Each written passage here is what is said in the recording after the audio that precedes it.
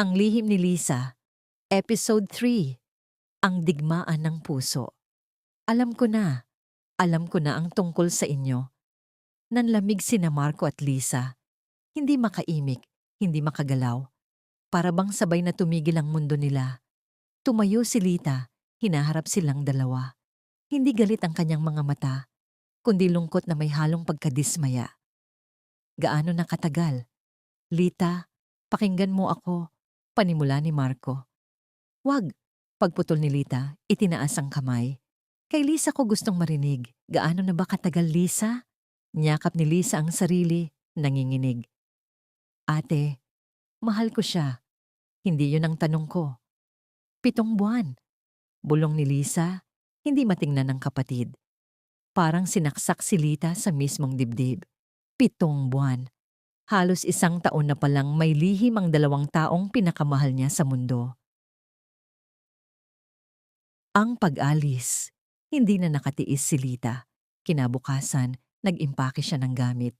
Hindi na niya kayang makita ang mga mukha nila nang hindi nasusugatan ng puso. Saan ka pupunta, ate? Tanong ni Lisa, humahagulgol.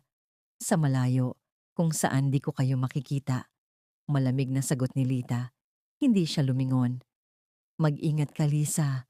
Sana maging masaya ka sa pinili mo. Pero ate, tumigil si Lita at sa wakas ay hinarap ang kapatid. Alam mo ba ang pinakamasakit sa lahat?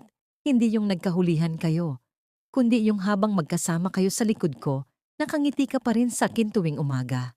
Nagluluto ka ng almusal ko, tinatawag mo akong ate na para bang walang nagbago. Yun ang mas masakit, Lisa, ang pagpapanggap. At lumabas si Lita ng pinto. Posibleng hindi na babalik. Ang pagsisisi lumipas ang 2 linggo. Sina Marco at Lisa ay magkasama na ngayon ng hayagan. Pero hindi nila inaasahan na ang relasyong pinaglihim nila ng matagal ay biglang magiging miserable. Gabi-gabi, nag-aaway sila. Tuwing magtitinginan sila, mukha ni Lita ang nakikita nila.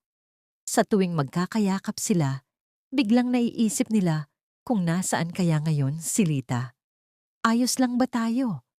Tanong ni Lisa isang gabi habang nakahiga sila ni Marco. Hindi sumagot si Marco. Nakatingin lang siya sa kisame. At sa unang pagkakataon, naramdaman ni Lisa na hindi na siya mahal nito. Marco? Lisa, sa tingin mo ba, tama yung ginawa natin? Napasinghap si Lisa. Anong ibig mong sabihin? Tumayo si Marco, hinarap siya. Mahal kita, alam mo yan. Pero hindi ko maalis sa isip ko si Lita. Hindi yung pagmamahal, kundi yung konsensya. Nasasaktan ako araw-araw dahil alam kong tayo ang dahilan kung bakit siya umalis. Umiling si Lisa, lumuluha. Pinagsisisihan mo ba ako? Hindi sumagot si Marco. At sa katahimikang yon, nakuha ni Lisa ang sagot. Ang pagbabalik 1 taon ang lumipas. Isang gabi ng Disyembre, may kumatok sa lumang bahay ni Lisa at Marco. Magkasama na silang nakatira ngayon, pero wala na ang dating sigla. Para na silang multong nagkakasama sa iisang bubong. Nagbukas ng pinto si Lisa at nanlaki ang mata niya. Nakatayo sa harap niya si Lita, ngunit ibang-iba na. Hindi na ito ang mahinhin at tahimik na ate na kilala niya. Ngayon, nakasuot ito ng mamahaling damit, may kumpiyansa sa tindig at may kakaibang liwanag sa mga mata.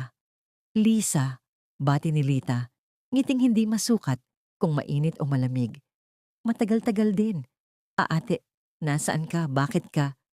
Nag-abroad ako, nagtrabaho, nagbagong buhay.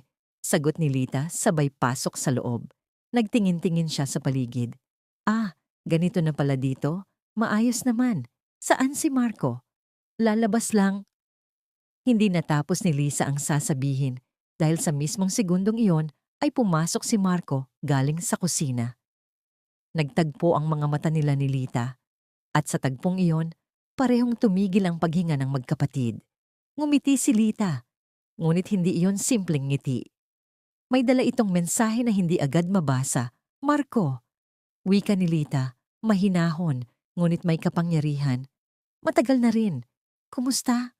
Lilita, nauutal na sabi ni Marco. Napansin ni Lisa ang kakaiba. May tensyon sa hangin.